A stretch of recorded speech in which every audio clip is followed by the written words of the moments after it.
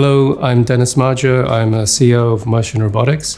And what we do here is we apply robotics with artificial intelligence to look after drone cargo handling, ground services, and a little bit of the in-flight stuff. So we're looking forward to bring drones into the delivery space, suiting a whole range of transport needs.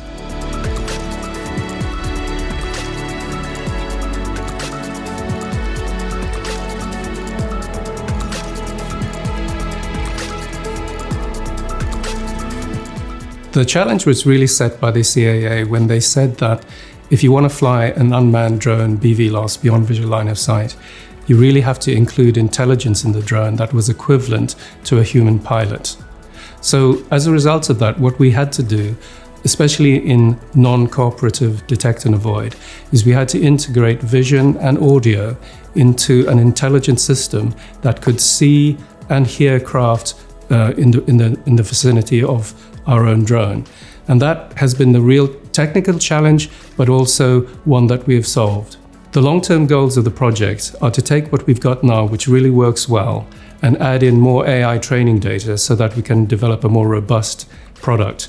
Moreover, when we integrate that into our own drones, what we'll then be able to do is certify them and then offer the DAA solution to other drone operators in the industry.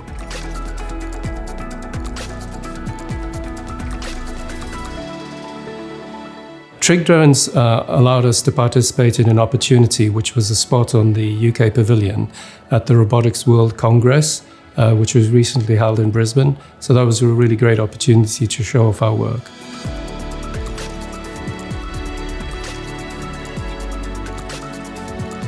The collaboration between the Connected Places Catapult and the Department for Transport has been really useful in our project because we were introduced to CAA people and given the opportunity to express an interest in the DAA sandbox that the CAA would be holding over the next few months.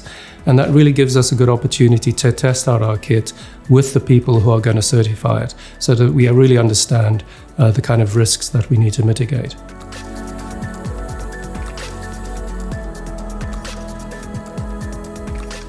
When the TRIG program was announced, we realized that it covered two areas that we were specifically looking at and had already developed TRL2 technologies. So it was really a simple thing to fill in the application form and look forward to trying to get funding for it. So it really was a question of the fact that the call completely matched our needs.